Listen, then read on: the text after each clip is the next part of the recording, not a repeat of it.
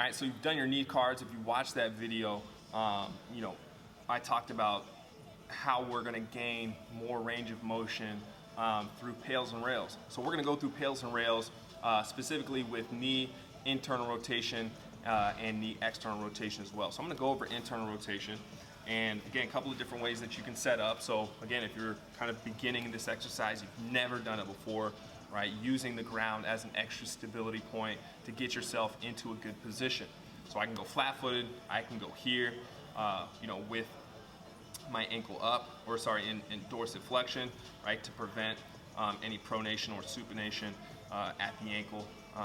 And as I'm, you know, I want to target that knee joint. So what I'm going to do is I'm going to internally rotate as much as I can. I like to go foot up. So I'm going to internally rotate as much as I can, right? And I can support myself here, right? Just so I don't really fatigue out.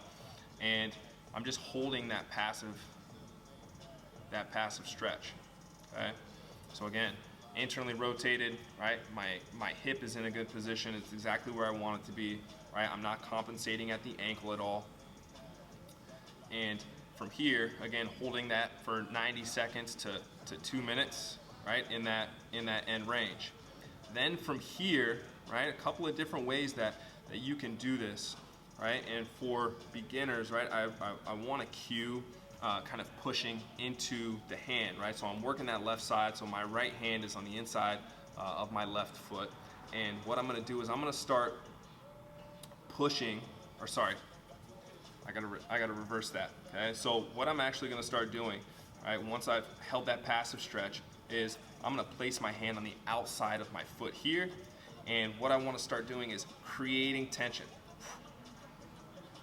right? So even though my hand is on my foot, the tension's not coming from my ankle, the tension is coming from my knee. I'm already dorsiflexed, so all the tension I create, I'm really gonna feel in this anterior tissue here.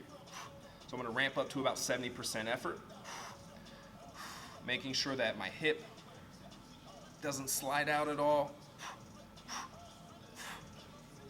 right? And then from here, I'm gonna pull away from my hand,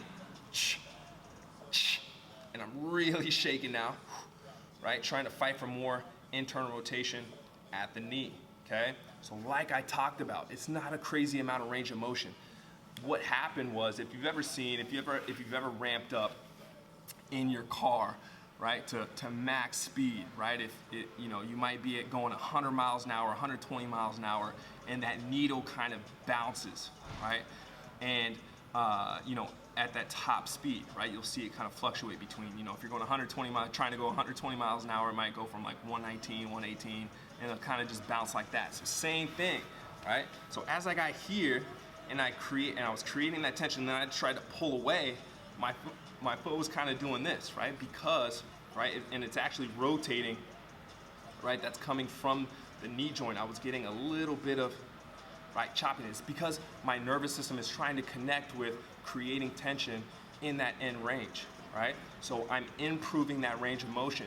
So now, right, just like I talked about in other videos, is that when I reduce that tension, I want to maintain that position and breathe. And that's why we hold that passive position for 90 seconds to 2 minutes. As we breathe, now our nervous system is getting used to relaxing in that position. So the more that you practice that exercise, right, the more that you're gonna find that, oh wow, I'm not getting that sort of bouncing effect here, right? If you have sort of maximum range at that knee joint, okay?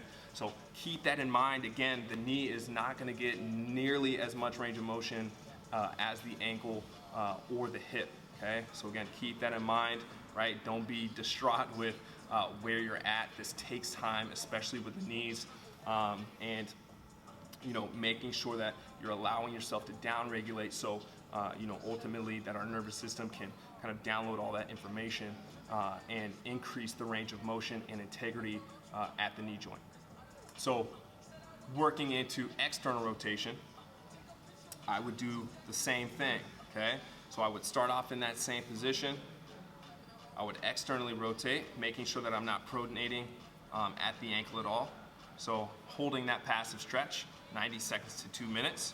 And now from here, I'm going to start to try to internally rotate, and what's gonna happen is I'm gonna push into my hand.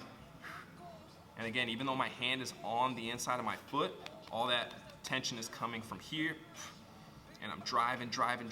First round, going to 70% effort, anywhere from 30 to 60 seconds. And then from there, I'm gonna pull away. And my external rotation is so much better than my internal rotation. So holding 20, 30 seconds, creating that tension, right? And then relaxing and holding, right, that new range in that passive position for your 90 seconds to 2 minutes, and repeating the process.